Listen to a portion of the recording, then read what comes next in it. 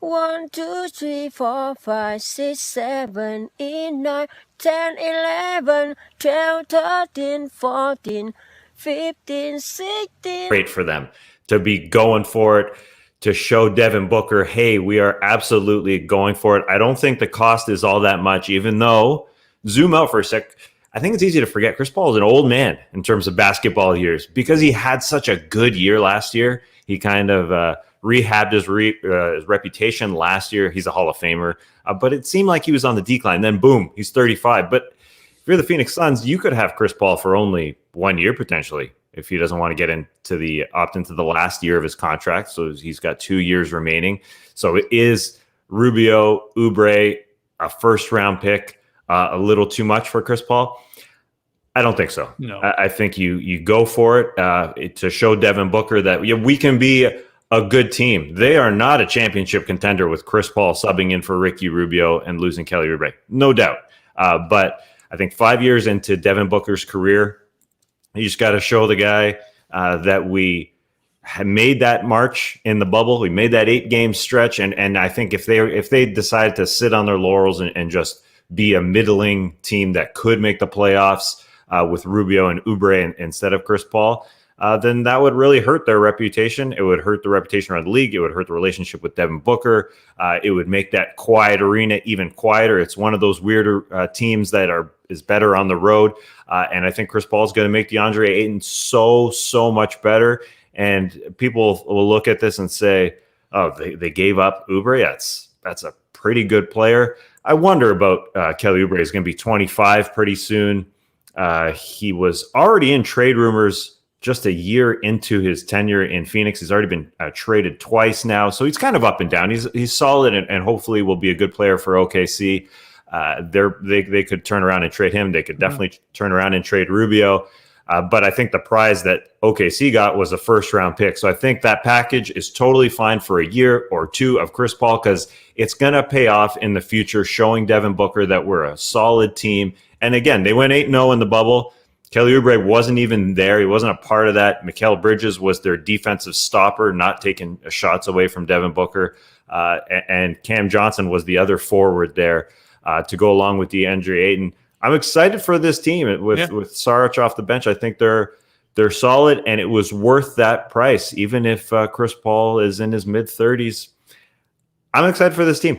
Thumbs up from Tassie for sure. And you're right. I mean, no Bridges going back. No Cam Johnson. Not even the 10th pick in this year's draft. Again, I know this year's draft not looking all that hot. It's a future first-round pick, but not a ton. Trey, you agree with Tass, or are you thumbs up on the Suns? Sort of going like, yeah, let's try and get the playoffs right now with Devin Booker adding Chris Paul to the mix.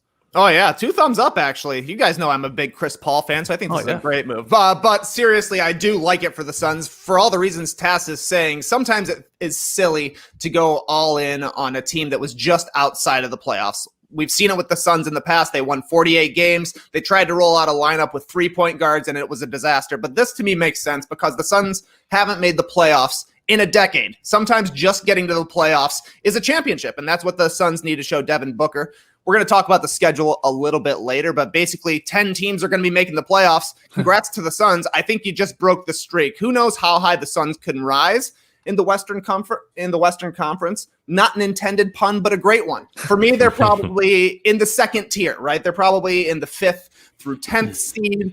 Wherever they end up falling, they're going to be better than they have been. And like Tass is saying, I think DeAndre Ayton is going to be a most improved player candidate because Chris Paul is going to be on that guy nonstop. You saw he made DeAndre Jordan into an all-NBA player with the lobs and getting him to commit to defense, and I think that'll be the same for Ayton. This is a smart move. It's a huge upgrade over Rubio because Chris Paul is good at all of Ricky Rubio's strengths. He plays defense. He's a great playmaker. Plus, you get some clutch play, you get some mid-range jumpers, and you just get a little bit more veteranship. Losing Oubre hurts. He was a culture setter for the Suns. The guy invented the Valley Boys nickname. He modeled the jerseys, and now he's already out of here. But that's how you use a trade chip. He's going to be replaced by Mikal Bridges. Cam Johnson obviously is going to be stepping into his role a little bit as well. So if you're able to flip him for a guy who's going to raise your status in the Western Conference, make you a team that people notice, I think this is a great move. It is weird to me for Chris Paul because they're not a title contender. He's now on his 4th team in 5 seasons, which If that was any other player, you'd be like, what is going on? Why is he moving around like this? It feels similar to Russell Westbrook, how he's ending up on all these different teams at the end of his career, but there are still moves to be made for the Suns. Maybe Chris Paul sticks around a little bit longer, and him being there along with Booker and Ayton is a lure for teams or for players to join the Suns. So I think this is a smart move by the Suns. Sometimes you just got to take that next step. You know, the Suns finally improved this past season for the first time in Devin Booker's career. So they seem to be trending upwards, and you got to love it. Yeah, Chris Paul, you said it there, Trey, led the league in clutch time scoring, Leigh. I mean, he averaged in like the regular season, right? In the regular season, yeah. And he averaged 18, 7, and 5, let's say. But he played a lot of games, too. It was a Chris Paul that was healthy, played like 70 games. He reunites with Monty Williams, who, you know, he played for one season in New Orleans, and they were good. There's a younger Chris Paul, of course, but 46 and 36 that season. They did lose in the first round of the playoffs. But what do you think, Leigh? CP3, can he continue to play at the level he did with OKC? And do you like the idea of the impact he could have on an Ayton or even a Booker, for that matter, in terms of helping their chances to, of course, end this playoff drought? Yeah, he'll have an impact, no question about it. His leadership and the respect that he commands from his teammates is going to be automatic. And the Suns saw what he did in OKC there last season, returning to the All-Star game. Like he just showed, he's still got it at this level. And for the Suns, it's kind of like we're basically desperate. We need to make the playoffs. We need to show Devin Booker before he starts saying, I want to get out of here and I want to go somewhere else, that we're going to try to at least make the playoffs. That's the first step. Now, what's the ceiling for the Suns? Probably not much more than the second round right now, I would say. Now, who knows? Maybe things come together a little bit quicker and things fall into place. But I would still say that if that is still progress for them, and then hopefully they can build on that and get some other pieces around as Chris Paul moves on a little bit, and then Devin Booker improves and becomes a better player, and the Suns can grow from this. So this is kind of a platform for them. But yeah, you may as well make this move if you're Phoenix, because otherwise you're just on that treadmill of mediocrity with those guys like Kelly Oubre, who, fine, he's a decent player, but he doesn't really move the needle. Chris Paul does move the needle for the Suns. He gets them from a probably not into the playoffs to a probably into the playoffs team, which is significant progress for them. And that's what they need right now, Phoenix. They've been a disastrous franchise for a long time. They've got some young pieces, and the two key ones, Booker and Ayton, they want to keep those guys happy, and they want to show that we are prepared to spend money and we are prepared to try to get into the playoffs and into the mix there. So I think it's the right move here for Phoenix, because otherwise you were just going to enter the season next year after the 8-0 run down in the bubble, of course, which was probably a little bit of a mirage in total, but you still weren't convinced that they were going to go to the playoffs. Now, I mean, I wouldn't say I'm totally convinced, but I would say there's a very, very good chance that they do make it at least into that sort of 7th, maybe even 6th spot in the Western Conference, which will be important for them. So, they had to do it. And, you look at like what the Raptors did when they went and got Kawhi Leonard. That was only one season, but it paid off for them because they won the championship. Now, what the Suns are doing here, they're not going to win the championship next season, but at least it's that one season of like, look, maybe, things don't have to be just a 30 win or below team forever. We are going to try to get better. We are going to try to spend some money and get some better players in here and try to be better for Devin Booker and DeAndre Ayton. So I think that's what they're doing, and they're realizing that, it's not a long-term move here getting Chris Paul. It's basically for the next year, maybe 2 years. But in those 2 years, they still could be significant as far as just improving the culture, improving your team, and getting your players, your franchise players, to taste some playoff success or playoff experience. Yeah, I think that's important. I think it was Pelton that wrote, by the time Phoenix's payroll, in theory, gets super expensive in 2022-23, I know it's down the line here, but that's when Ayton and Mikal Bridges, they would complete their rookie contracts. By the time they get to that, Chris Paul's $44 million salary is off the books. So it makes sense as a bit of a risk to go all in now. And again, they kept the 10th pick here in this draft. Who knows what they do with that? You slipped in Saric there, Tass. I think they still retain the bird rights on him, right? Because he is a restricted free agent. We'll see if he's still in the mix. I think they have about $9 million in the non-taxpayer mid-level exception to play with and try and add to their roster. I don't think they're done. I mean, I think they are really, really going, yeah, we got to be a playoff team. We got to get Booker in there. We saw what he could do in like quote unquote big games, in the bubble. That was their playoffs. Let's be honest, even though they didn't actually make it. And I don't think they're done here at all. And I think they'll do something with this number 10 pick, to be honest. Our man, John Hollinger, a much smarter cat man than us, was a little bit perplexed by what they did in terms of bringing in Chris Paul right now, that basically ate up all their salary cap money. And so they could have waited until free agency started, signed somebody else into that $60 million cap space, and then traded these salaries, Rubio, Oubre, for Chris Paul, and it would have worked out that way. But I don't think they're really going to make a big splash anyways outside of their own roster. I think they're going to hang out with Sarge. Maybe Kaminsky comes back. Maybe Aaron Baines comes back. And you got a team. I think that this team, when I realized, I was like, realistically, okay, they're going for the playoffs, but can this team really be a playoff team? I had my doubts, but then looking at it, Houston's already starting the rebuild process. Right. We're going to get to them. OKC, obviously, without Chris Paul, is going to drop off. So there's an opening. There's a big opening for the Phoenix Suns to jump in, and it's not a long-term commitment, as you said there, Skeets. You got to show Devin Booker. These are his years now where he wants to win. We just know, guys, they don't want to sit on a team. Unfortunately, like KG had to sat there for year after year after year losing, and then there was a taste of some winning, and that made him loyal to Minnesota. But you can't sit there for a decade and lose. Devin Booker's playing his best ball right now. You got to show him that going into this next season that things are going to be on the up and up, and they're doing that. And I think Devin Booker, again, 8 games. Obviously, they're 8-0, but they got the perfect amount of time from not making the playoffs to this new season. I think they're gonna have the legs. They're going to be ready. People complaining, are mentioning that the Lakers and the Heat are going to be tired. All the Suns, they're going to be running. I think they're going to be fresh. I think they're going to feel good starting on December 22nd or whenever they kick off their season. Let's talk it quickly from the Thunder side of things too, because they sell high on Chris Paul. There's no doubt. And get another pick back. What do they have? 16, 17 future first round picks, like over the next something 7 drafts. That, yeah. It's something hilarious. And it's like David Griffin, we'll get to obviously the Pelicans and the moves they're making. It's like Presti and Griffin are trying to see who can acquire the most first round picks here. It's quite impressive. I think this is a boost, Trey. Maybe not, because I guess you could say OKC is going to be sort of garbage. Could be a boost to my odds of winning my bet with you about SGA, Shai Gilgeous-Alexander making an all-star team. Now, maybe, because again, probably don't win a lot of games, but he's going to be the guy. I mean, they are saying, here you go. You're our future star. We are totally rebuilding, but I don't know. I don't know if it helps or hurts now that I say this out loud. Trey, what do you think? Were you worried at all? Well, maybe SGA's points per game are going to go up, but the Thunder, they need to be bad. They need to be terrible. People have been trying to talk themselves into this core of Rubio, Shea, Kelly Oubre, Dort, Steven Adams being able to make a run at the playoffs, being able to make a run at the play-in tournament. But I honestly think that would be a disaster for the Thunder if that happens, because then you're picking somewhere from 16 to 20. And then you're picking somewhere from 16 to 20 the next year. And then all these picks you got from the Suns and the Clippers, they're going to be in the 20s. Suddenly you're trying to rebuild a team with a bunch of picks in the 16s and 20s. That hasn't gone well for the Thunder. Ever since they drafted Kevin Durant, Russell Westbrook, James Harden, Serge Ibaka, the picks by the Thunder and Sam Presti, not that great. So it behooves the Thunder to pick in the top 5, to be terrible.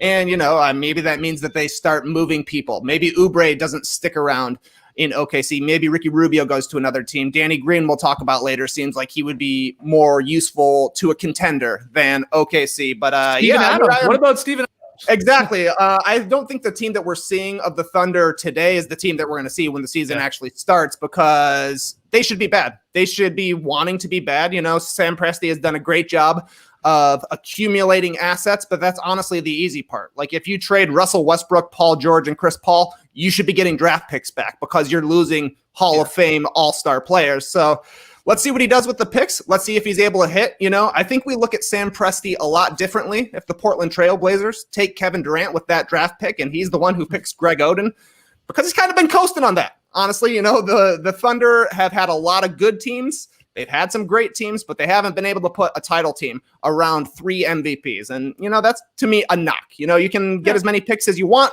You got to get a chip.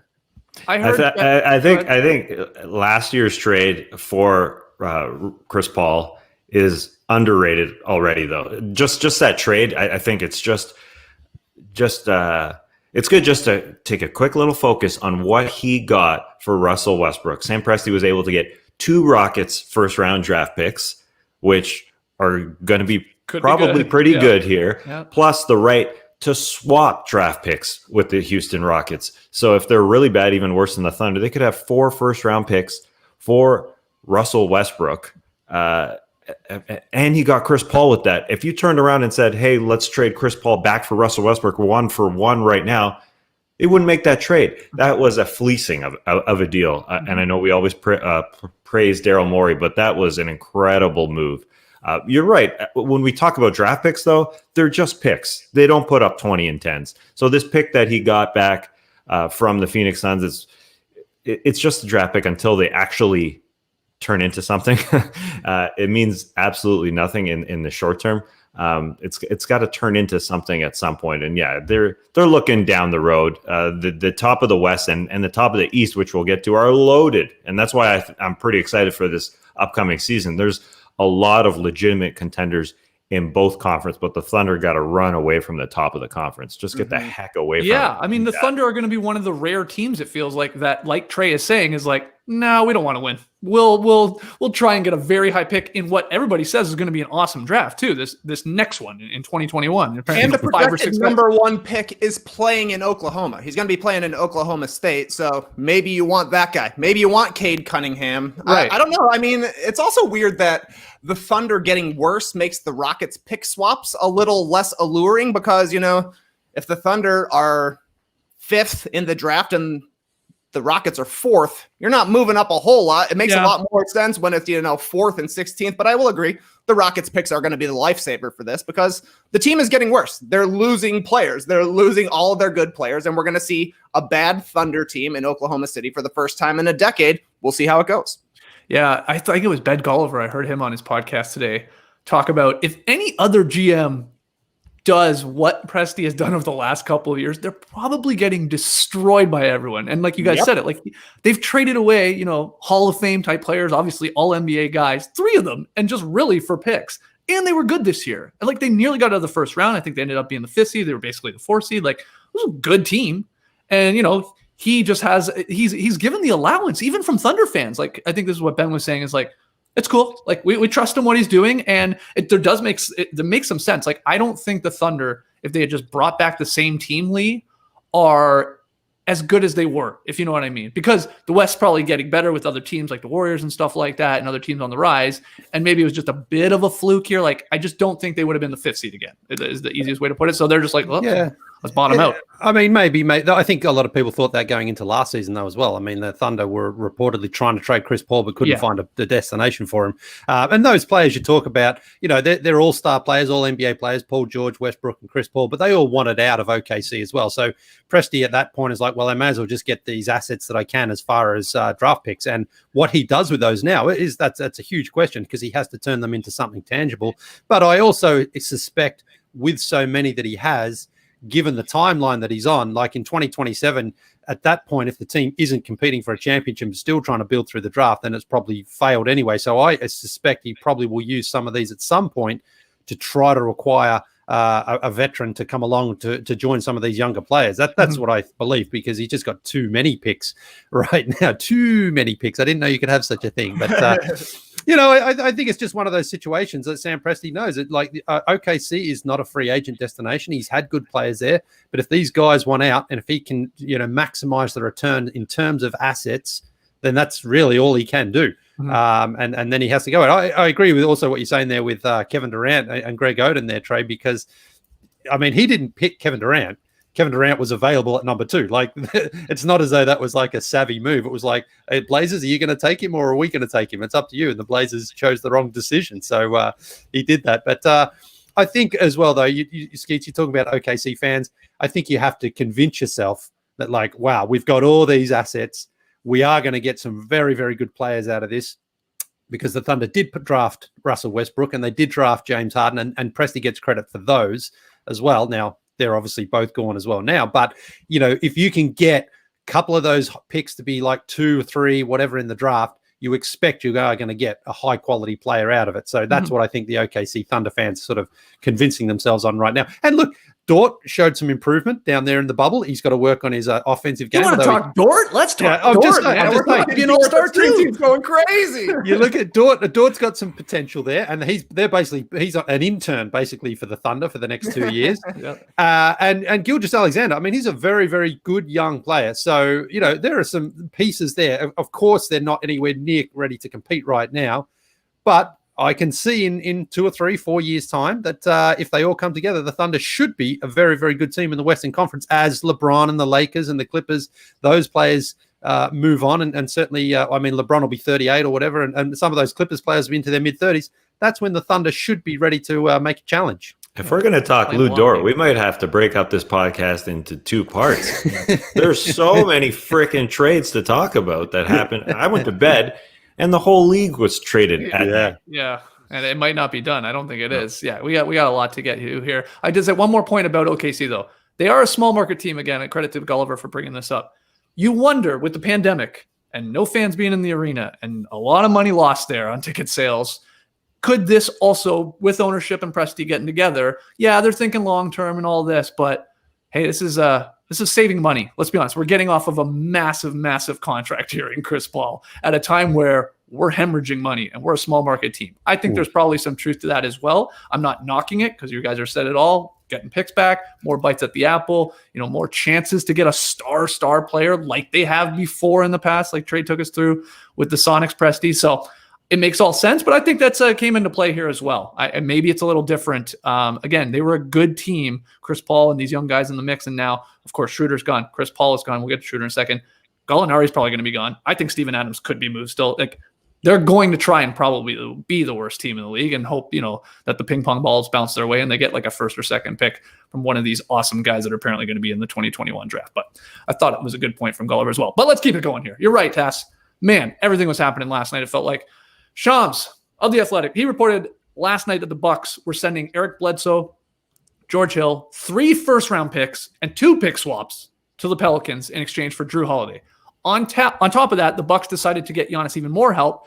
We got reports that Milwaukee will execute a sign-and-trade with the Sacramento Kings for Bogdanovic, and Justin James is thrown in there. Bucks are sending back Dante DiVincenzo, Ersan Ilyasova, and DJ Wilson.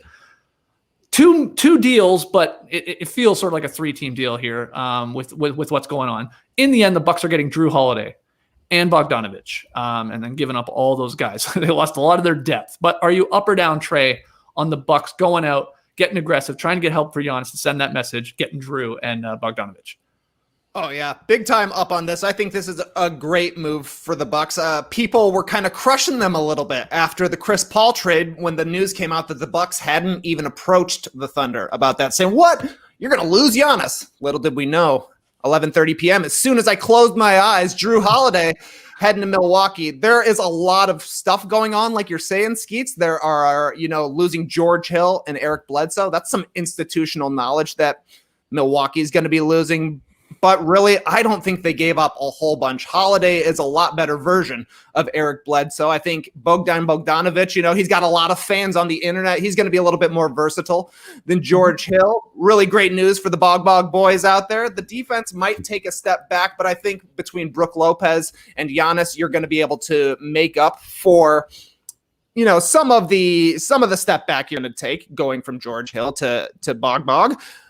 But Jrue Holiday obviously plays defense as well. And for me, the picks would be a problem. Giving up that many picks and draft swaps, that can be a problem if Giannis leaves. But honestly, if Giannis leaves, the team is screwed regardless. You got to think that maybe there's a deal in place already for him to want to pick up his extension or something along those lines. Or at least, show me you're willing to make moves and spend a little bit of money, and I'll be more interested in sticking around in Milwaukee. But I don't know. I think this makes them the favorites in the Eastern Conference. Not that they weren't already, but I think even more so when you get one of the biggest trade chips out there, it's got to be a good move. And it feels like Jrue Holiday is just going to be a perfect fit alongside Middleton and Giannis. He's going to be able to create off the dribble when they need him to. He's going to be able to hit from outside. He's going to get shots for himself and others. He's going to do a little bit of everything that they need. Compared to Eric Bledsoe, who we've seen in the playoffs, he's going to give you a nice all-star caliber season. He's going to get some talk at the all-star break. And when you're going to say, yeah, okay, he's the head of their defense. Who cares? Jrue Holiday has shown up in the playoffs and actually done it. He hasn't been there as many times as Eric Bledsoe, and it's going to be a little bit of a learning period for Giannis to play alongside somebody different finally. But I think this is a great move. What do you think, Tass? Have they done enough here to convince Giannis to either sign the supermax extension this offseason or at the very least try and convince him to re-sign, next offseason in 2021 when he becomes an unrestricted free agent if he doesn't sign it? Did they do enough here in your opinion? I hope so, because they gave away their future. That's for sure with all these picks and pick swaps. Yeah. But like basketball-wise, they got so much better. The team that lost to the Miami Heat last year in the playoffs, it was Giannis and Chris Middleton could definitely play at the end of games, and Brook Lopez. Those were the three guys. Mm-hmm. Chris Middleton had to create a lot. Giannis was there. Brook Lopez was also there. But then they didn't trust anybody else to finish games. George Hill was kind of around, but he's way past his prime. Eric Bledsoe, they don't know if he's going to be able to close out games. Well, you got two guys you're just plugging in there into the closing lineups. Jrue Holiday is a great player and will create off the dribble. He's 30 years old. He's not Chris Paul. He's 5 years younger, though. I think that's a big part of this. It could be somebody that grows with Giannis. And then Bogdanovic is a good player, and there's a reason why he has lots of fans on the internet. It's because he does it in flashy ways. He hits big shots. He's not great off the dribble. He is a catch-and-shoot guy. He's 40% on catch-and-shoot threes. He'll be getting a lot of those in the Milwaukee system. He won't have to create because of those other names I just said. Middleton can do it. Jrue can do it. You've got a closing lineup. You don't have a bench because they gave away absolutely everybody from their bench, but those guys weren't really contributing a lot. Dante DiVincenzo doesn't play him anyways. Yeah, they weren't awesome anyway. You're right. I mean, he didn't have a choice / he didn't do it / I don't know what the heck was happening there in Milwaukee. They've got 7 guys on the roster. They've got to find a way to fill it out. But I think this hopefully comes with a handshake deal here, not only for Giannis, but also for Jrue Holiday. If you're giving up 3 first-round picks plus 2 pick swaps for 1 year of Jrue Holiday, it's not a great look. It's not productive. So hopefully it's a handshake deal for both Giannis. Hey, you're re-signing, man. I think it is enough that, as Trey said, they should be the favorites. But it's not going to be easy going into the second round and the third round in the Eastern Conference. Boston's still there, Miami, Brooklyn, Toronto, Philadelphia. There's no one's going to be a pushover.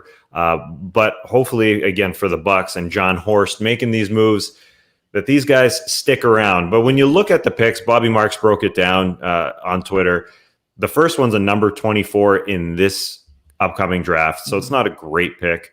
And then they're unprotected later on, 2025 and 2027 we're already trading for. The world's going to be done by then. Who cares? Call it. I think, yeah, you go all in. Maybe it's a bit of an overpay in terms of draft capital. But as Troy was saying, it's the end of the world if Giannis leaves anyways. You have to do something. And people will say, in comparison to Chris Paul, who was just traded for Rubio, Oubre, and a first-round pick, you just gave up the potential for 5 first-round picks for Jrue Holiday.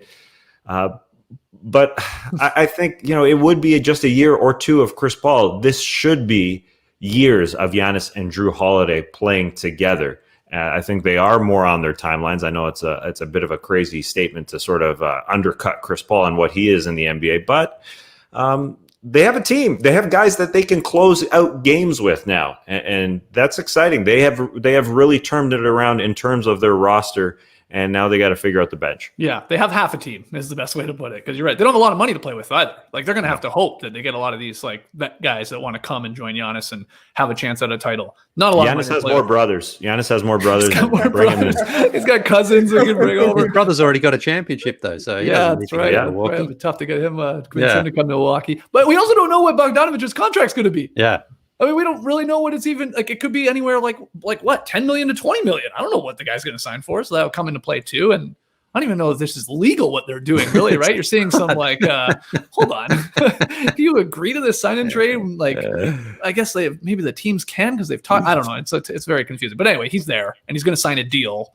we'll see what it is. But what do you think, Leigh? Are you up or down in general with what the Bucks have got here last night in these two guys? Oh, majorly up for sure. Because as you guys saying there, Eric Bledsoe, he delivers you a decent regular season, but he just now has had enough time in the playoffs to show up, and he hasn't done it.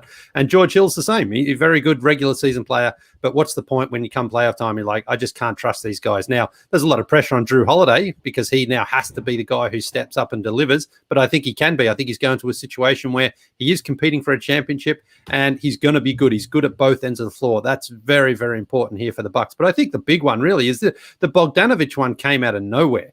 Really, I mean, we did not see that coming at all. And the fact that all that really cost them was Dante DiVincenzo, that's a steal, I think, for Milwaukee, because Ilyasova went as well. Okay, he's past his prime. He's just an insurance filler right now. And DJ Wilson, I mean, he's may not even be in the league next year. So really, they gave up Dante DiVincenzo, and I think they improved at that position. And Bogdanovic, I think he's a much better shooter. And I just think that's what the Bucks need out on the floor. So, you know, all the things they look at for Mike Budenholzer, during the regular season, he likes to go 10 deep. Even in the playoffs, he likes to go 10 deep.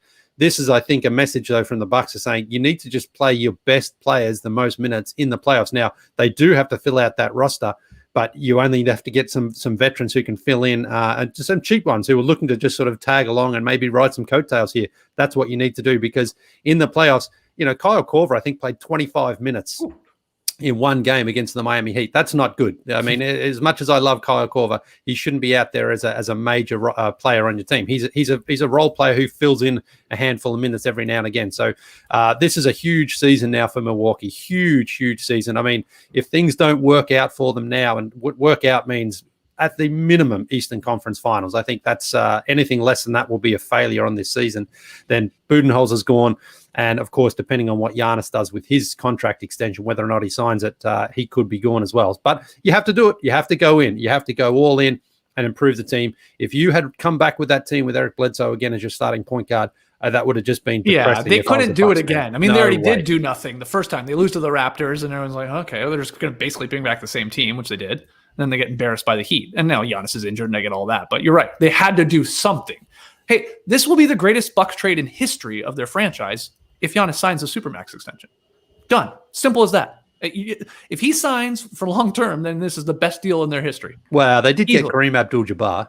Oh, no, they gave him up. They gave him away. What are you talking about? That's the worst trade in what am I franchise talking history. But yeah, it just all hinges on that. And it's just, that's what's fascinating. Is this enough? Is he excited about this? They're not just running it back. And, you know, Budenholzer's still there. We thought he might be gone, but they obviously have some sort of a relationship. I'm talking about Giannis and Bud. So yeah, I think it's still likely. I've been saying all along that he's going to sign there, but he hasn't yet signed supermax. That's the thing. Does he do that now, or does he wait and see how it plays out? Because that contract's going to be sitting there for him next season. Right. So it's, there's no real rush for him to do it. Mm-hmm. You know, he keeps his options open, and so I think he probably holds off. I'm going to say he holds off until 2021 to decide. Yeah. Depending on how they play this year and how they look, and who they match up in the playoffs and how far they go. Yeah, it's very possible. And just before we move on, Trey, anything you want, like from the Pelican side of things or the Kings side of things? You know, not huge names coming back here. Obviously, a lot of picks, like we said, for Griffin and New Orleans. Anything to add from those two sides? Not much to add for the Kings. I guess they're choosing Buddy Hield over Bog. Yeah. Cool. As for the Pelicans, you know, they did a good job. Jrue Holiday is a fringe all-star on an expiring deal. If you're the Bucks, you're like, oh man, we're getting Jrue Holiday. But if you're the Pelicans, you're saying the guy was going to be here for another season at the most. We got 3 picks and 2 swaps out of it. You got to be loving it. You know, they got a pretty good return for a guy who was going to be able to leave after this season, who hasn't necessarily taken them to the playoffs every single year. You know, he was brought in to be the guy who keeps Anthony Davis around.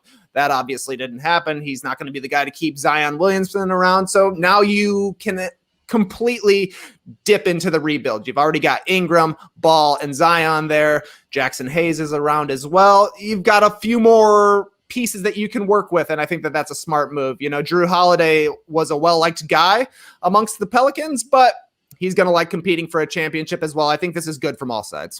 Yeah, we were thinking at the very least it would take like probably 2 first-round picks, right, for Jrue Holiday, because we were saying, well, look what it took to get Conley. into Utah. It might be something similar there. And yeah, in the end, they get 3 first-round draft picks and the swaps on 2 other ones. If Giannis leaves, these could be very, very good picks. I mean, if Giannis does say, "Nah, I'm out of here," I think the Bucks are going to be great. I think David Griffin must have had 2 phones going there when he was talking with John Horst and just saying, "Well, I've got this other deal, so if you want Jrue, you're going to have to give me all these picks because unprotected. That's pretty bad to me because we saw what happened there. That's what basically the Nets gave to get the Celtics big 3. You give up those unprotected, and they could fall anywhere. Right. You could get a couple of number 1 picks out of it. Unlikely, but still, it's possible. But when you say unprotected and you agree to that, that just shows how desperate you are to get the deal done. So, well done, David Griffin. Well done, David Griffin. All right, let's keep it going here. But before we get to the Lakers Thunder trade and the James Harden to the Brooklyn Nets rumors and all that, we got so much. This could be a 2-hour podcast. Let's hear from our sponsors. Everyone here on this Zoom call, put your hand up if you find buying holiday gifts taxing, difficult, a real strain. Oh, yeah. I'm seeing one hand. JD's got 2 hands up. Yeah. Everybody does. I know I do. But our friends at MVMT Watches, they've made gift giving easy. Movement watches. I'm still rocking their Chrono white and black tan watch. Nice. Yeah, there it is. I'm getting man. a little better at showing the camera. It's really hard. Wrenching around the shoulder. I'm showing the guys my nice tan band here. It looks even better than it did a few weeks ago because it's a little weathered. Oh, I like that. Yeah, that fresh tan. It's not as sexy as a weathered tan, is it? Yeah. A little patina. Yes. This guy's been around. He's seen some things for sure. I even got a compliment today at the dentist's office on it. Yeah. Oh. MVMT makes clean and modern watches. They also make blue light glasses and accessories. Great quality and style that doesn't have to break the bank. And guess what? They've got a sale. Their Black Friday sale is live right now, so you can get ahead of your holiday shopping with their biggest sale of all time. Their watches really feel like a $400 or $500 watch, but they are a fraction of that price. They are far, far, far less expensive than that.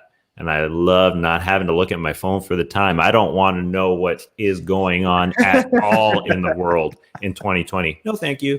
And Movement's Everscroll blue light filtering glasses are cool. I never thought about this, but these lenses protect your eyes from long hours in front of your screens. I just never, ever thought of that.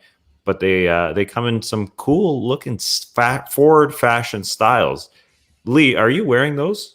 Are those blue lighters or no? Oh, you're wearing the watch. I'm wearing the watch. Yeah. What about your glasses, man? Yeah. No. Yeah. No. These right. are actually these are actually Armani's. Okay, Pat Riley. I guess we know you do get drafted a lottery pick. I don't know if you can see that or not, but the old Armani exchange. Oh, wow. Spin off Armani. Giorgio Sergini. Well, you can't get those at Movement, but you can give the gift of better sleep, better focus, and better style with Everscroll blue light filtering glasses. One thing I also dislike, wrapping presents. Movement has this super sleek matte black packaging. Just add a bow and you're good to go. They also have a gift guide to help you find the gifts that fit the style of your recipient. They got it all. Shipping is fast, and they offer free returns all the way into next year. So check out Movement's biggest sale of the year with fast and free shipping and free returns by going to mvmt.com/nodunks.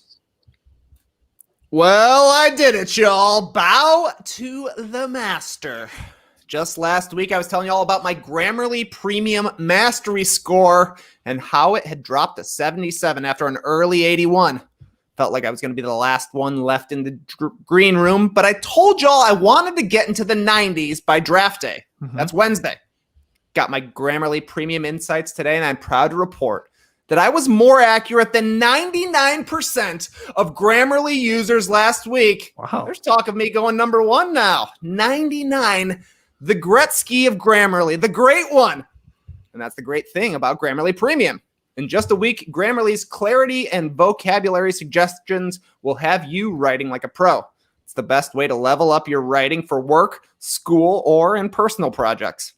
Grammarly Premium includes advanced suggestions on grammar, punctuation, sentence structure, and style. It's the perfect writing tool for anyone who wants to stand out with every word. Step into the first round of the draft with 20% off Grammarly Premium today by signing up at grammarly.com/nodunks. That's 20% off Grammarly Premium at grammarly.com/nodunks. A first round guarantee is just a few clicks away. I can't believe that I didn't do this off the top of this show because we're already like 40 minutes in here. But could we go to the Southern Lawyer for a quick setup here for our next topic? We got ourselves a trade. Yeah, we had a lot of them. Apologies to the Southern Lawyer for not going to you earlier. Let's get into the Lakers Thunder one. The Lakers worked out a deal to acquire Dennis Schroder. As part of the trade, LA is preparing to send the player they select with the 28th overall pick and Danny Green to OKC. So, up or down on the Lakers Thunder deal? Task, get us started. What do you like? I'm thumbs up on both sides. The Lakers get who is a guy who's going to be their third best scorer in Dennis Schroder immediately. This team just won a championship, but on the offensive end, it was LeBron and Anthony Davis, and then guys chipped in, and Caruso and Kyle Kuzma here and there. And KCP was a giant. This deal is a great move for KCP because the Lakers got rid of one of their wings in Danny Green, but Dennis Schroeder is going to step in and be very good. Now, on the defensive end, yeah, it's tough because Danny Green, although he is railed on the internet for missing shots, there's a reason why he's won 3 championships with 3 different franchises as a starting player. It's because he's really good defensively. You can count on him out there. But I have faith in the Lakers organization being able to find a replacement for Danny Green now. At this point of his career, he was only playing 25 minutes a game. There are guys out there, I think, that could do the job that Danny Green did at the start of games, at the start of third quarters, but he wasn't really able to close out games because you couldn't rely on him. I think there's enough guys that would want to play with LeBron and want to play with Anthony Davis to close out that finishing 5. But it was up in the air every single game with them. It was LeBron and AD, and who the heck knows who's going to be out there. Schroeder can now play at the guard spot. Rajon Rondo's probably gone. And now KCP's contract's going to get bumped up. Congratulations to Clutch Sports. They're going to make some more money there. And they have to find some more guys to sort of fill in for Danny Green. But I think it works out for both sides because OKC gets Danny Green. They're probably going to flip him. They also get a draft pick. I think it makes sense on both sides. But the Lakers' identity is defense. That's how they got things done. That's how they won. And Danny Green was a part of that, although it's kind of overlooked. He's just there. He's just doing his job. But I think they'll find somebody to replace him. And Schroeder, he's going to be solid. One of those guys that could replace him, Tass, is your boy, Wesley Matthews. Ooh, yeah. Wesley West could be a potential Danny Green replacement. I wonder what this means for Rondo, too, right? With the likelihood of him moving on and maybe signing a deal somewhere else, going to get Schroeder, who's been compared to him in the past of basically his entire career. I feel like at times he's not as great defensively as a young Rondo, and a Rondo that actually played defense this last year too. You got to give him credit. There was many years where he didn't, but he did sort of bring it on that end. But Schroeder, yeah, much better scorer and shooter, I think, than Rondo. 1 year, $15.5 million left on his contract too. So maybe he eventually signs with them, a new deal to stay with the Lakers. But what do you think, Trey? You like this move for both teams? Yeah, I think this is good. And I think Tass nailed it. It's easier to replace Danny Green than it is to replace Rondo. And it feels like Rondo's going to be leaving. So you need somebody else to create. We've seen it time and time again with LeBron teams. As the season goes on, he gets a little bit tired of having to create every single shot for the team and says, bring me a creator, bring me a playmaker. 1 year, for some reason, that was Darren Williams with the Cavs. Didn't work out, but I got a better feeling about Dennis Schroeder. He had a nice season for OKC last year. He's going to be able to get some buckets. He's going to be able to make some plays. He's not as natural of a playmaker as Rondo is, so maybe that hurts the chemistry with Anthony Davis a little bit, but I do think that whether it's Wesley Matthews, whether it's an increased role for KCP, maybe they figure out the Lakers a way to bring back Avery Bradley as well. There are replacements for Danny Green, so using a pretty sizable contract, $15.5 million. This is a good get to be able to bring in Schroeder and shore up a place that can be hard to shore up. Backup point guard, maybe he's the starting point guard, whatever he is, he's going to be helping close some games, making plays.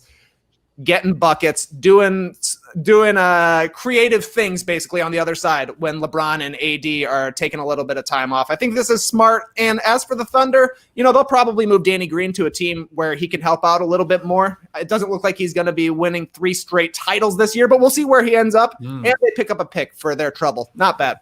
What do you think, Leigh? Yeah, Dennis Schroder, they've been kind of looking for another point guard. I remember they nearly dragged Darren Collison out of retirement last year, the Lakers. So to get Schroder, I think, is a tremendous upgrade for them.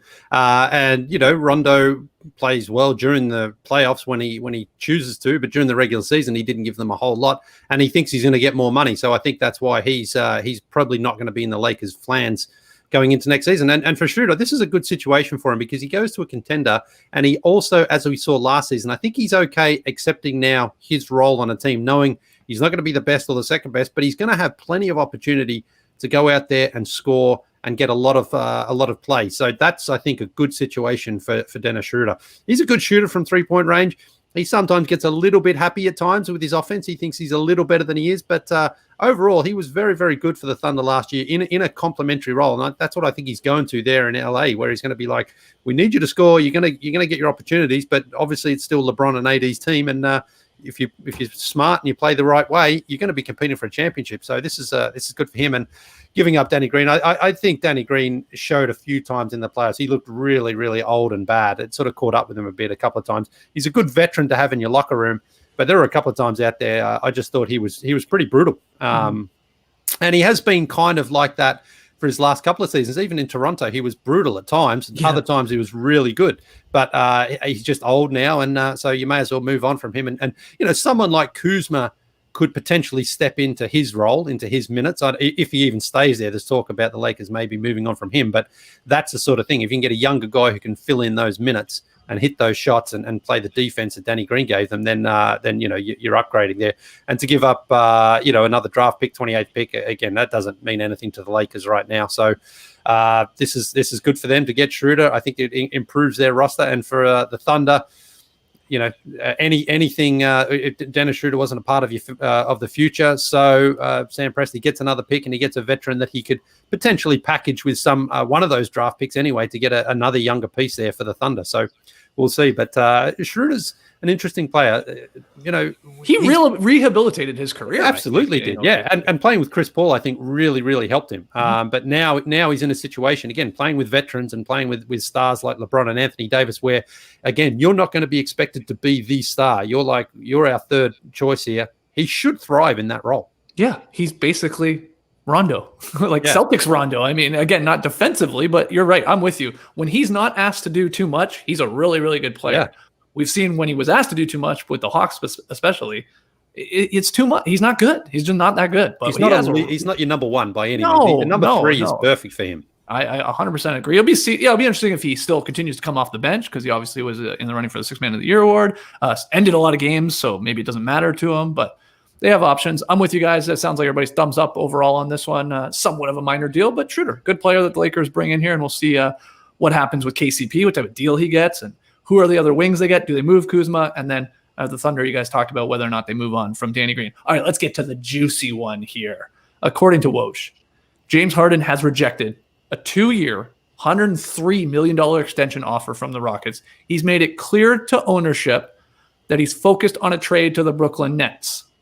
Harden would have become the NBA's first player to earn more than $50 million in a single season with the deal. He still has 3 years and $133 million remaining on his current contract, so he's fine. He's going to be okay. But these rumors, these reports that he wants to get to Brooklyn and make the super team there, up or down on a potential Harden, Durant, Kyrie Brooklyn Nets team. And we can get into what that would cost. I know Zach Lowe had a good little breakdown. I'll throw it out right now, Lee. It would take something like Karis LeVert, Jared Allen, Spencer Dinwiddie, some small filler contracts, probably the number 19 pick in Wednesday's draft, and then future picks, 2022, 24, probably no protection on those, pick swaps in the other years, a lot.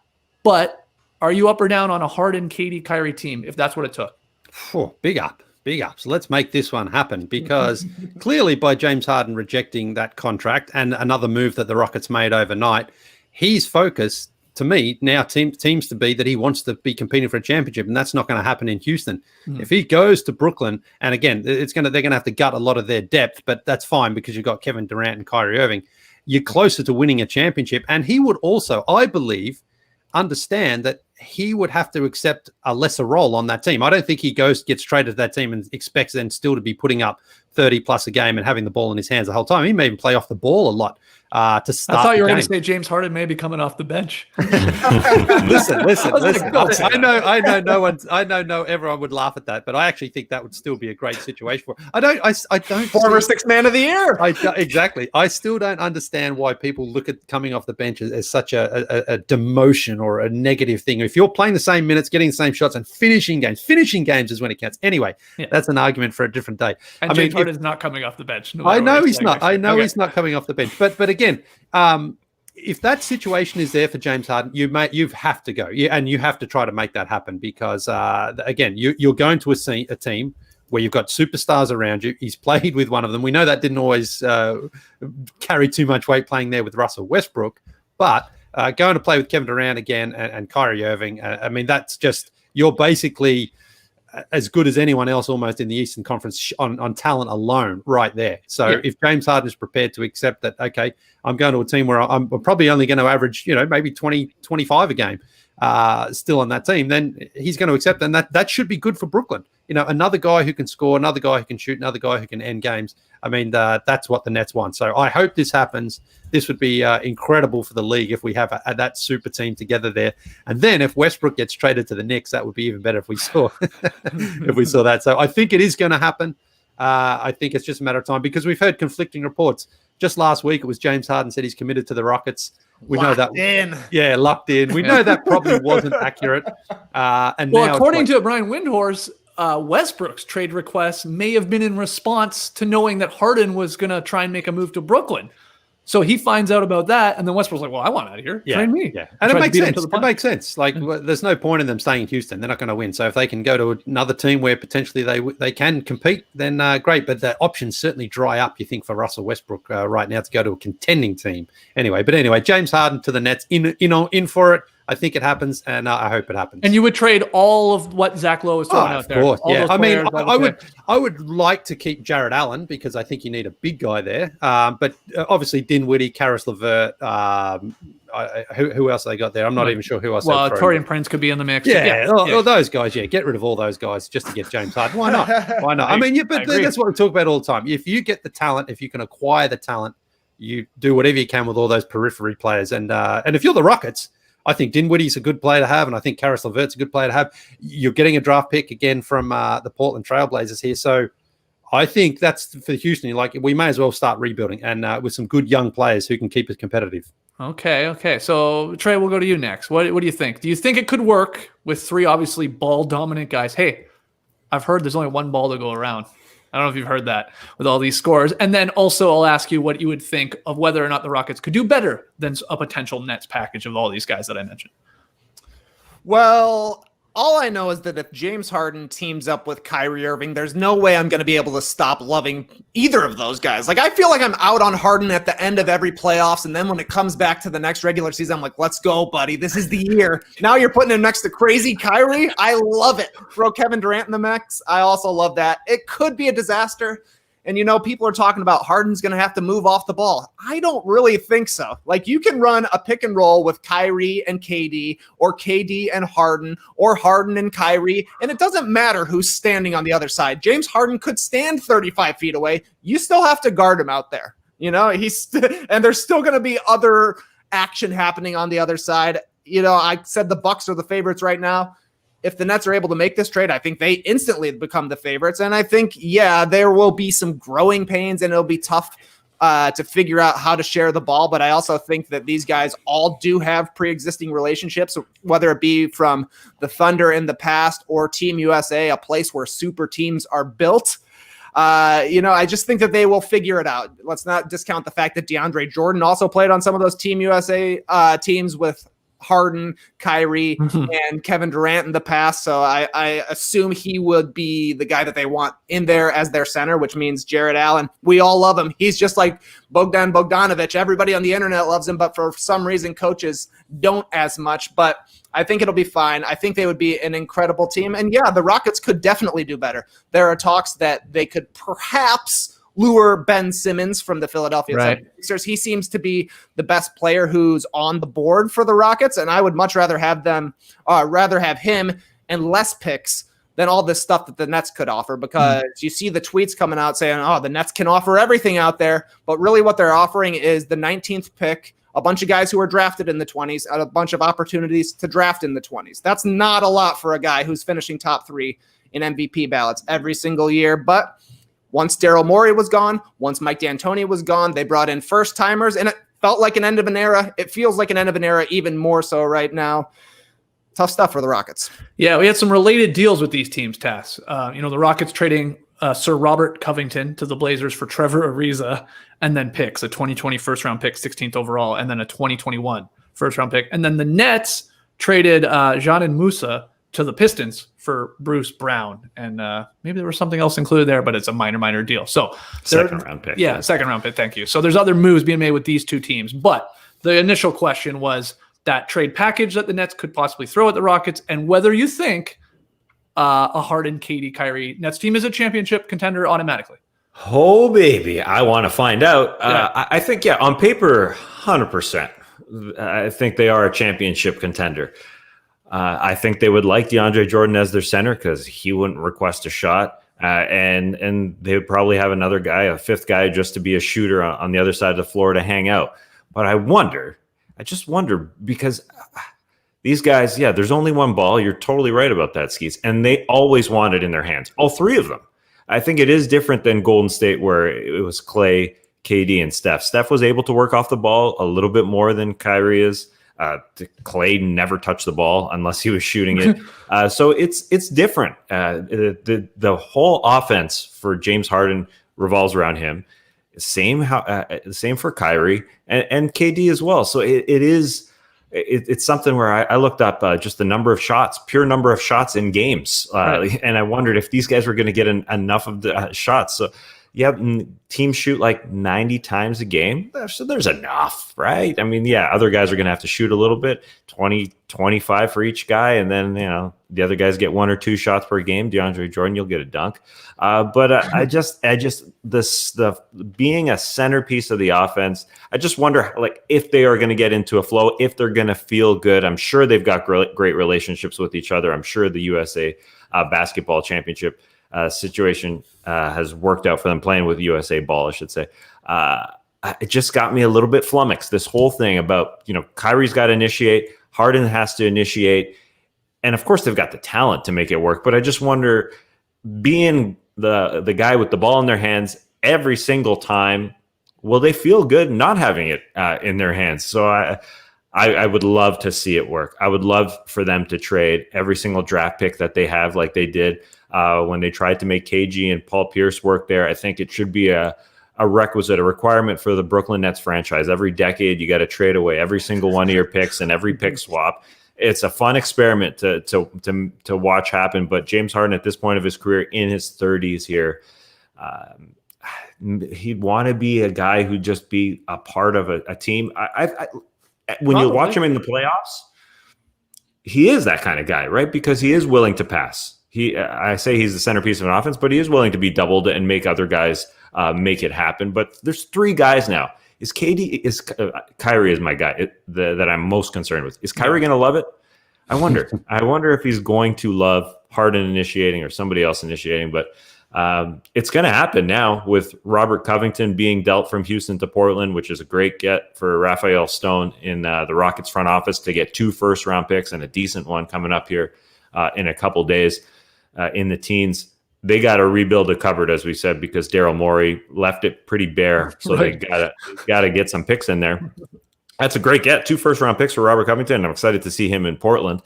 This is fascinating stuff. I really hope to see Harden get traded for the whole team to Brooklyn, because otherwise, where is there a fit? I know there's the little bit of the Ben Simmons rumors out there, but doesn't seem like there's a lot of smoke there.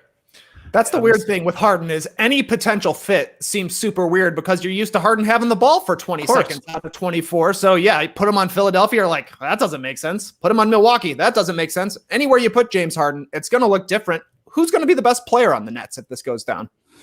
I mean, Durant, if he comes back healthy. Yeah, exactly. Durant was, but he hasn't played for a year and a half coming off a major injury. Kyrie Irving left LeBron James to have his own team. Now he's likely the third guy. And James Harden's going to have to play with 2 high-usage players. Yeah. He's been playing with high-usage players for the entirety of his career. I think that's a little bit slept on. You know, Chris Paul was high-usage. Russell Westbrook was high-usage. I think Harden is used to that, but he's still always the most high-usage. So, yeah, I mean, we'll see how it goes down. It would be very weird for James Harden to come in and instantly start running the team, considering 2 years ago, this was a team built around D'Angelo Russell, who was all about culture, and now they're just bringing in stars. That's what it's all about. You know, teams will talk to you about culture all day, but when it comes to getting stars, that's what really matters. I think it's also could be pretty ironic if Harden does end up there that we have Steve Nash and then Mike D'Antoni, who's an assistant, you know, in control here of the Nets. Of course, known for the beautiful basketball, right? The 7 seconds or less. That thing's just pinging around, moving everywhere. And not that it couldn't with these guys because they're so talented, but they are ISO heavy guys. I mean, they're just like, and it's good. Like, it's a good shot because they're that damn good. All 3 of them of, maybe a pick and roll, but even just let them cook. And they're going to get a good look. And in some cases, pretty high efficiency for especially like a Durant and Harden, all things considered, and even Kyrie. So, it would just be amazing. Like, I almost want Steve Nash to be like, screw it, I'm going to play with these guys. I'll just rack up 20 assists per game just by handing it to them. Though they would need some defense. That would be the one thing. That would they though? They're probably going to score 150 a game. I would just fill in the DeAndre Jordan's there, but you're going to need another big and you're going to need some wings. Like, just get guys that play defense. That's it. Because scoring will not be an issue with those 3 guys on your roster. And you can go get those. But yeah, we'll see. I hope this happens too. You said it. You slipped it in there, Leigh. If Harden goes to the Nets, we got to have Westbrook on the Knicks because the Knicks championship for the upcoming season would be just beating the Nets in one game, where Westbrook like somehow outduels the 3 other guys and they win by 2. They hit a buzzer beater and it's like, the Knicks fans are like, it's the championship for us. And that'd be probably the 7th game of the 8 meetings they have, and Westbrook wins by 4 points and he talks trash the entire time. Right. Exactly. But, they can make it a Christmas Day game. They love doing that on Christmas Day. Nets Knicks. Yeah. I mean, the Nets Warriors would be pretty damn awesome too. If we had all of these guys back and playing, and then basically sort of 3-on-3, if you want to call it that, that'd be pretty cool too. We will see. Let's hear from you guys with all of these, by the way. Let us know on Twitter at NoDunksInc. And I'm sure the stream team has been chiming in. Are they still talking Dort in the stream team? They've moved on. Oh, okay, good. They've moved on. Apparently, Brook Lopez opted out of his deal. Okay. Cool. That was expected, though, I believe. All right. Well, let's get to our next little piece of news here. We're moving on from the trades. Unless there's something happening right now, like Brook Lopez or an actor, you can jump. I think that guy meant Robin Lopez. Oh yeah, Robin Lopez opted out. Yeah, he did yesterday for sure. We don't need to get bogged down in the Brooks. No, let's see what happens.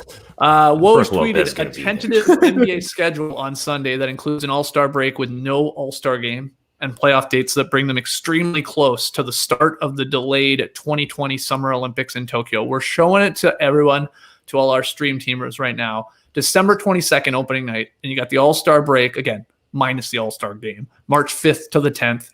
May 16th, the regular season would end. From the 17th to the 21st, we'd have a play-in tournament for the 7 to 10 seeds, and we can discuss that in further detail. May 22nd, first round, and then the final going from the 8th of July to the 22nd. So, Tass, again, it is Woj reporting this. It's probably legit.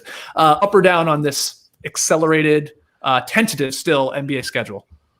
Love it. The NBA schedule has gone from 8 months now to 7 months because they're cutting down 10 games here, but they've worked in some a little bit of time, a little bit of wiggle room just in case there are contractions of COVID-19, because there will be. And there's an all-star game which isn't an all-star game. It's an all-star break without a game, just in case people contract COVID-19, because they will. So they're going to have to work in some games because games will get canceled.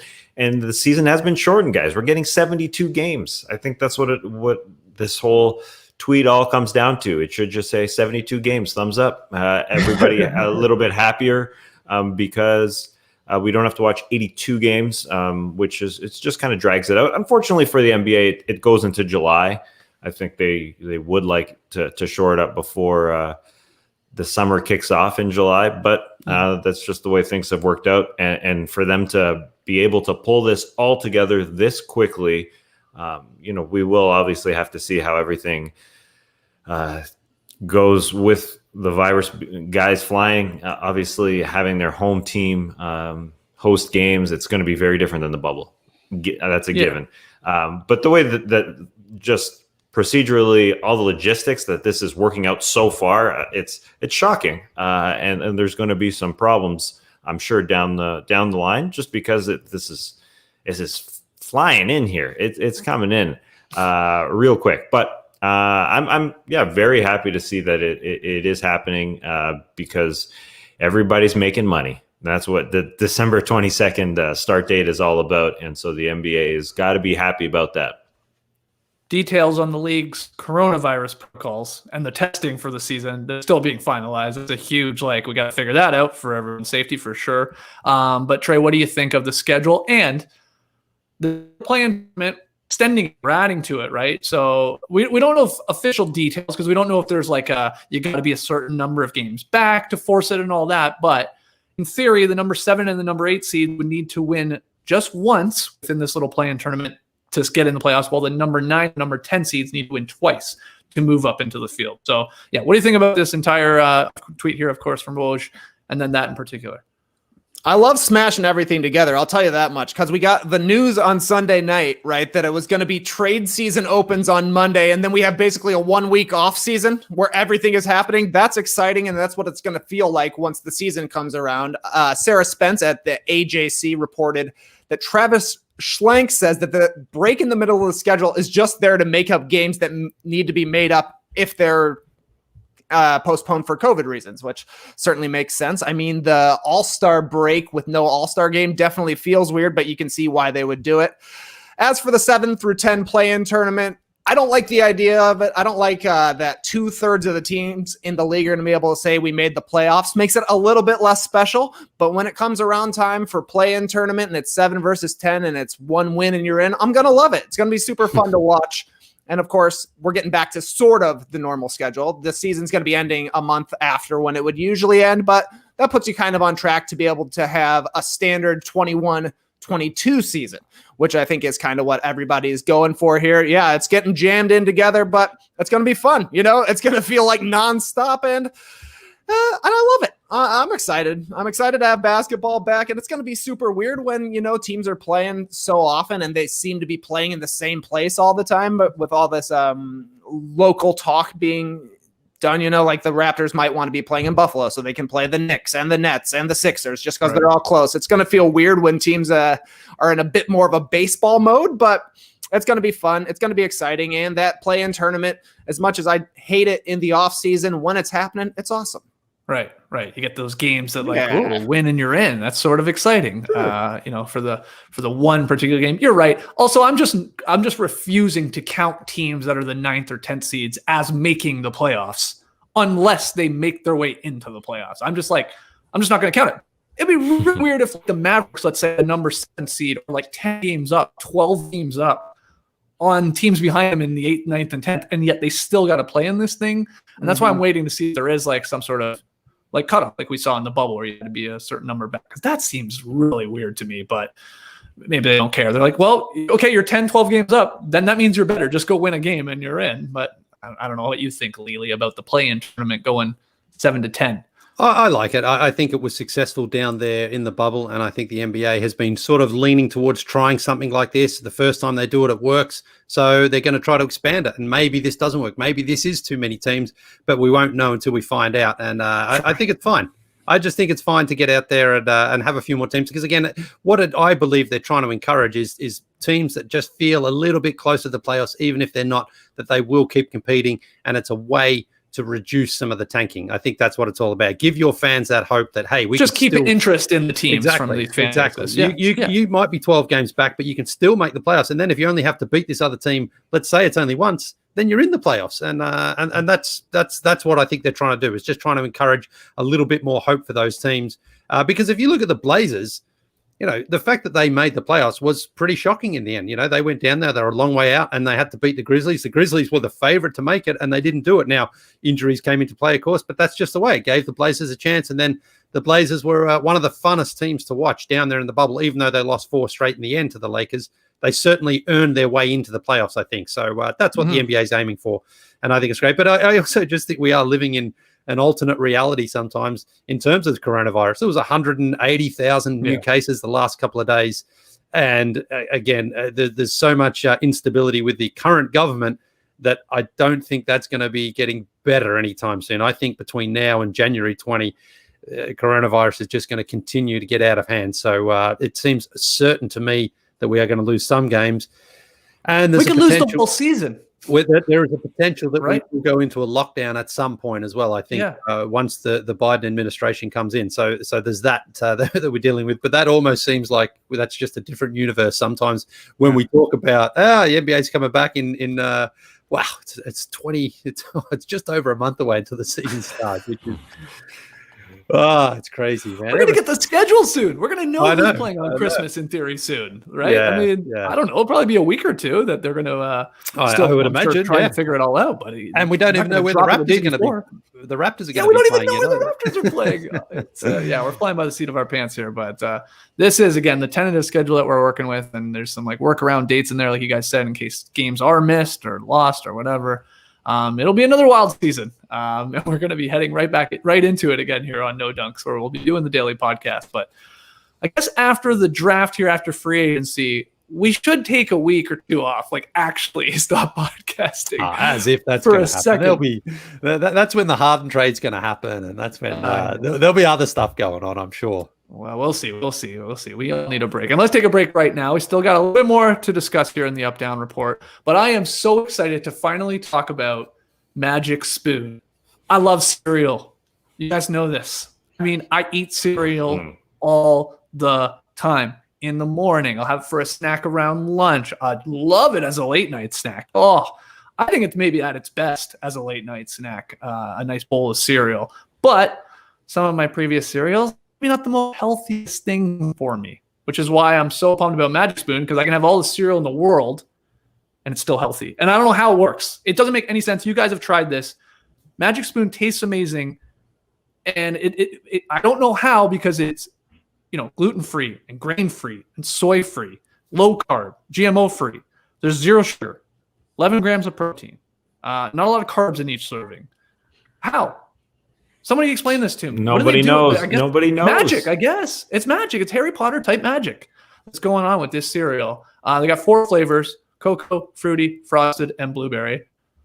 I think I'm a fruity guy. Can't wait for at No Dunks out of context to drop that one. I think I'm a fruity guy. They all knock it out of the park. Yeah, they're all pretty good. That's my favorite. I just got to rank them. It's amazing how good that one is. Right now, go to magicspoon.com/nodunks to grab a variety pack and try it today.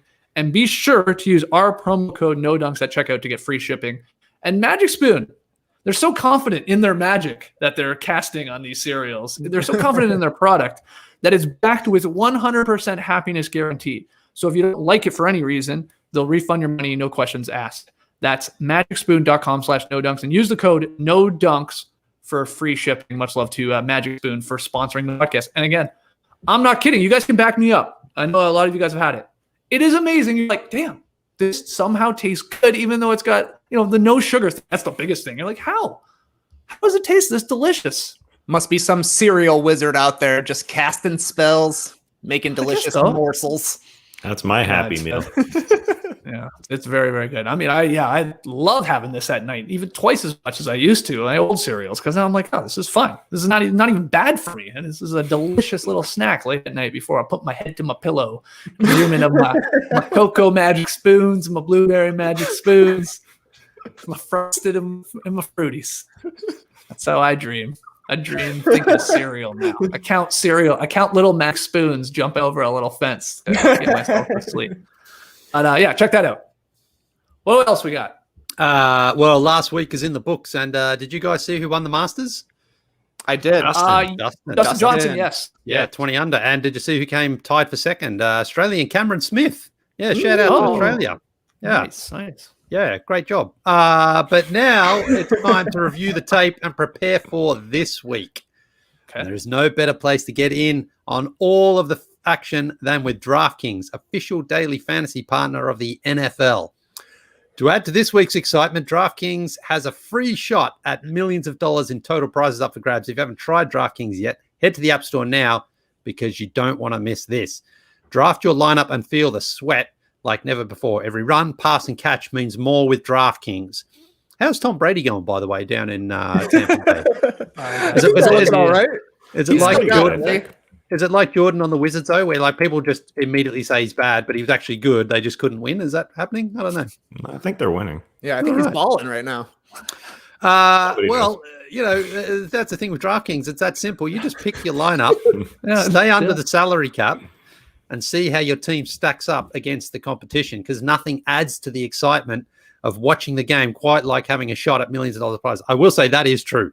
If you aren't into a sport, if you want to get into a sport, start gambling, because then you become an immediate like savant. Is that right? Of a team or of a sport. It's the best way to do it.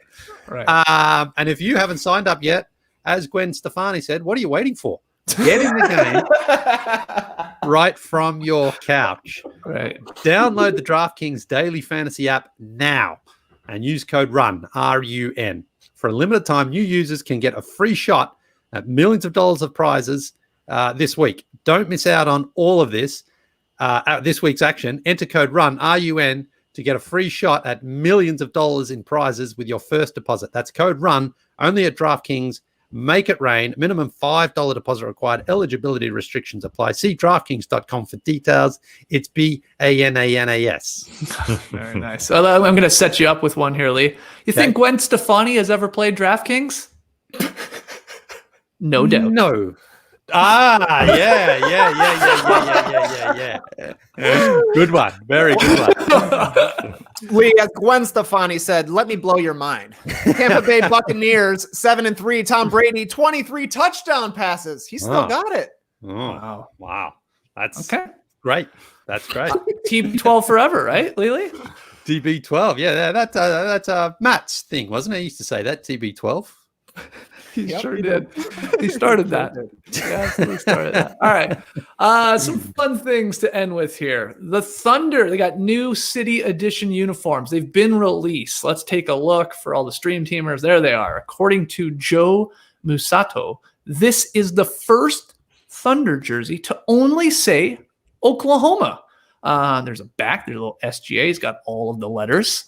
Looks cool. I mean, I don't know. I'm not taking anyone's responses. It feels like so NASCAR-y to me. These NASCAR, yeah. Right? It's unbelievable. So Trey, are you up or down on these City Edition jerseys from OKC? Well, Skeets, you know I'm more of an F1 guy, but yeah, I imagine that these NASCAR-themed uniforms will appeal to the fan base in Oklahoma City. I don't know why. I just assume there are a lot of NASCAR fans there. It is a weird little bit of a trend that we got going on here with these new editions that just say the state, right? The Blazers had just Oregon. This is weirder to me because the team's name is just one word longer. Just throw those 4 CITY letters on there and call it a day. But I don't know. To me, the Thunder have yet to have a great jersey in their franchise history, and this is not helping the case. It is weird. You're right, because these are called the City Edition uniforms, and they don't have the city on them, which makes it even more perplexing. Yeah, just the state there. Okay, Tass, what do you think of these? You thumbs up or thumbs down on the NASCAR vibe? Got to go thumbs down, and I don't like the layout when they take a photo with the shorts sort of off to the side of the tank top. I mean, it doesn't make it look better. Okay. It makes it look like it's not a set, you know, it doesn't go together. And maybe that's just the design of the jersey, because it definitely looks like you could pick it up at a Love's travel stop. Like it looks like it's sold in the store. It definitely has NASCAR vibes. Definitely will be sold a little bit, but just not digging it. It's just, they don't seem basketball-y. Okay, what do you think, Leigh? Yeah, they're fine. They're fine, I suppose. They had a low bar there in OKC. Most of the jerseys, for sure. I mean, as always, you need to just see them out on the court with the court design. Maybe there's something there connected. I don't know, but I don't mind them. I don't hate them. I think there's been worse ones out there. They're just fine. They're just fine. Fine. And they are a city jersey, so they'll only be around a year, most likely. Right, probably. Get them while you can. All right, we end with this.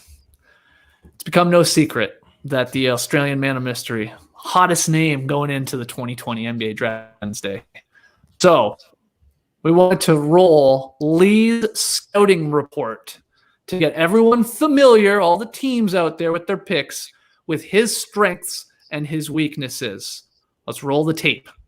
Leigh Ellis is a 44-year-old shooting guard from Australia, by way of Atlanta, by way of Toronto, by way of London.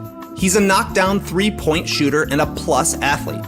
But as the oldest draft prospect in history, there are questions about how he will fare after nearly 3 decades away from organized basketball. Let's take a look at what Leigh does best. When you're talking about Leigh Ellis, you're talking about shooting.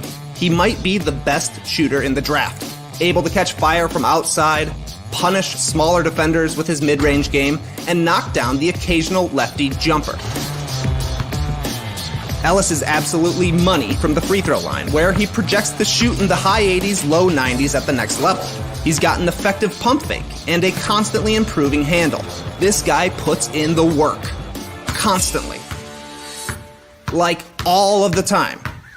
He's a ball mover who should fit into any system. He's come up clutch numerous times, knocking off superior competition across the country. Confidence, baby, confidence! Release all that tension. He won the 2019 T-Mobile Metro Media Jam Championship with a buzzer-beating jumper, and then he was named MVP. If you had to pick an MVP... so the first person I thought of was Leigh Ellis. Defensively, while undersized as an NBA 2, Ellis has incredibly quick hands. He disrupts dribblers on the ball and picks up more than his fair share of steals and deflections. He has tremendous core strength from years of bar 3 practice, which coupled with his quick hands suggest Ellis could guard both backcourt positions. Watch here as he uses his size and quickness to swallow up his opponent before using his length to challenge the shot at the rim. Pretty cool, pretty weird. Ellis is obsessive about his body and what he puts into it. A student of the game, Ellis is a maniac in the gym and has already shown a propensity for the NBA diet. What's your go-to meat on a pizza then? I would have probably chicken if I was to have a meat. Chicken? Yeah. Now let's talk about where Leigh struggles. Despite his creativity and horse, Ellis has trouble converting inside and has been known to blow wide open layups. Sometimes he makes things too fancy. Sometimes he's not even close. He's Ray Allen from 3, but he's Tony Allen at the rim. And yes, he's 44 years old. While strong and generally well-conditioned, Ellis has shown stamina problems during high-pressure situations in the past. So what's the verdict? Well, it's tough to evaluate a prospect with no high-level experience who would instantly be the league's oldest player. But after a spectacular interview with the Trailblazers, Ellis is being talked about as a potential first-round pick. Scouts and executives see Klay Thompson in J.J. Barea's body with George Mikan's head. While a risky pick in the lottery, Leigh Ellis is a very solid bet to be the steal of the 2020 NBA Draft. All right. So unbelievable work there from Kay Kirby with a little help from JD of doing the scouting report. Of course, we did this without telling Leigh. We shared this on our social media channels the other day. Up or down, the question is on Leigh's draft stock. I think it's interesting in the video, Trey, you talk about the Blazers. They had the 16th pick, obviously now moved to the Rockets in the Covington deal. So I wonder, with that rebuild possibly going on in Houston, Harden could be gone. Westbrook wants out. Covington's already gone. Yeah, I wonder if they're looking at a very old 44-year-old Leigh Ellis to rebuild around along with SGA. We've seen how Leigh works with other Canadians. I think that that's good. It's a good sign. Well. But of course, what am I talking about? Never mind. I'm mixing up my Thunder team and my Rockets team. Anyway, I'm thumbs up on Leigh's draft stock. That was a perfect video. And you are a great 3-point shooter, but you struggle inside. Everybody knows that. Hey, you a lane if I was playing you defensively. Everybody's got their strengths and weaknesses, don't they? But no, that was just great work, Trey. Really funny stuff. And like yesterday, I can't remember when I first saw it, but I just sort of saw on Twitter all of a sudden I had all these mentions, and I thought, what the hell is this? and this the best part of this video is that we got Matty O in a group chat with us. He wrote great draft vid, and he said, people forgot I was a problem. Because as much as I love the Leigh clips, any Matty-O appearance of him playing basketball against Leigh in the old, what was that, Area 21? Area 21. He was a problem in that studio that day. He almost beat you. I know. I couldn't put him away. It's just like any draft prospect video, too. You're shooting over somebody way shorter than them. It's perfect. Sure. Yeah, Matty-O's draft stock, I got to say it took a hit when this came out.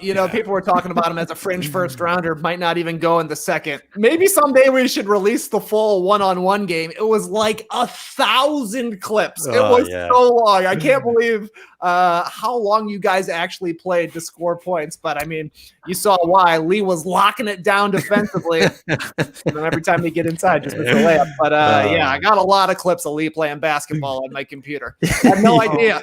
A great comment from Evander85 in the stream team. Why he bullying randos? It's that was the first thing I thought of watching it, Trey. I was like, how do you have this many clips of Leigh playing basketball? How? Like, you've got ones where he's shooting around with the ball in a bag. Because I guess, was that Kyrie Irving? That was Kyrie Irving, but that must have been like second season, I think, too, wasn't it? God. And then the best clip is you looking like George Mikan. Just the Jrue. I love that clip so much. So that's incredible work. So are you? Do you have big plans for tomorrow night, Leigh? You'll be sitting with the family, I assume, in front of the TV, seeing who drafts you, where you fall. Yeah, I hope so. But, I mean, after the first 3 or 4 picks, then it sort of, unless you're a super, super big draft college guy, it's not all that much fun for us, really. Let's be honest. I mean, they start talking about guys like, I've never heard of this guy before. I just never heard of this guy. It's really going to be exciting just to see if LaMelo does go number 1, really. Mm-hmm. That's the most exciting thing. And will we get LeVar? Will we get LeVar on the broadcast? I expect he'll be there.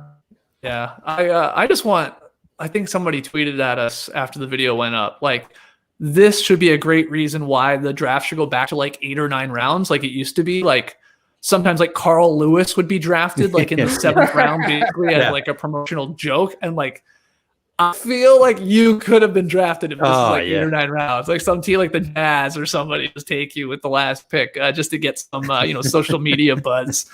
But what do you think, Tass, about Leigh's draft stock? Is it rising or falling as we come up to the draft on Wednesday night?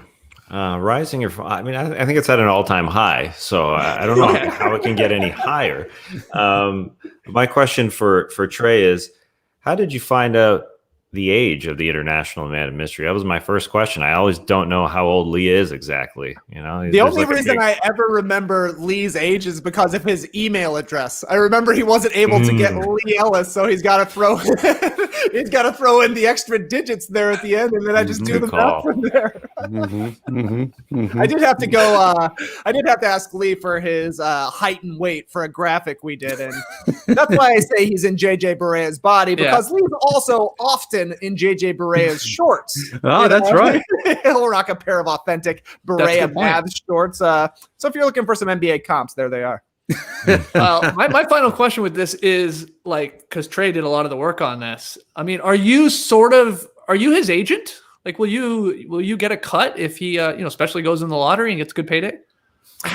I'm not great with paperwork and detail, Skeets. I'm more of a hype man. Maybe you could consider me a manager. Okay. Don't leave the contracts to me, though. Okay. Yeah. We'll leave the contracts to Money Millis if he's fine with that. You're a good manager. Yeah. Maybe I'll do the social media channels or work that. Amazing stuff again from Trey. And good luck to you, Leigh. Thank you. I'll be interested to see if you go in the lottery. Are you going to continue to do the podcast? I mean, we see players do the podcasts and JJ Redick and McCollum and stuff like that. So why not, right? Oh, I think so. I think that's the way the modern player needs to be. You need to be good on the court, but you also have to consider your career post playing. So you got to be. So you just flipped it around. You started considering your career prior to making the league. That's it. That's next level thinking. I mean, look, we've got a few friends out there as well. Like D Griff, he came on the show a couple of times. He's got all these picks. Like, surely he can find a spot for me. Bones, Brent Berry in San Antonio. You got a relationship.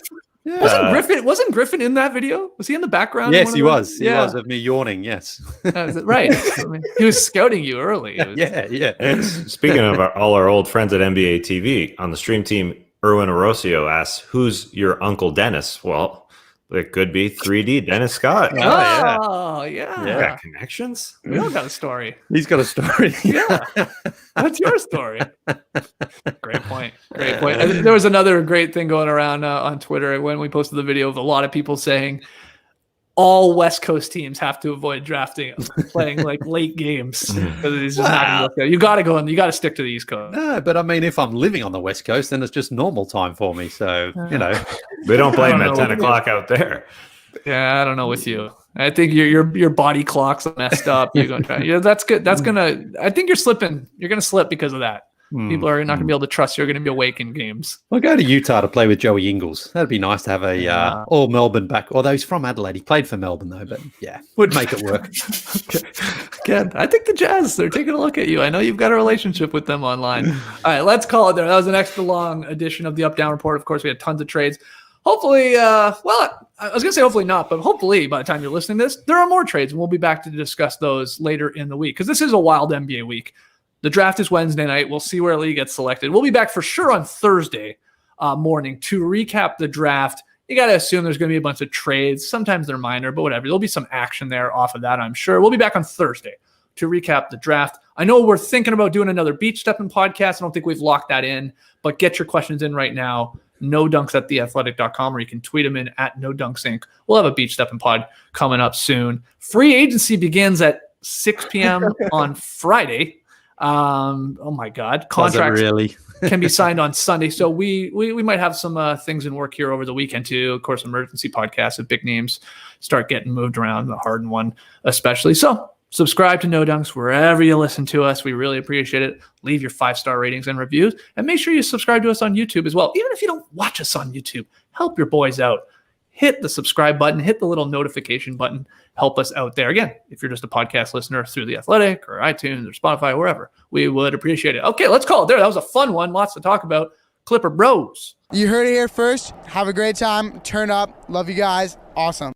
You better believe it was awesome. Thanks for joining us. And remember, the Tampa Bay Lightning won the Stanley Cup. The Tampa Bay Rays went to the World Series. And now Tampa Bay is taking the Buccaneers to the Super Bowl. Embrace the day, people. You could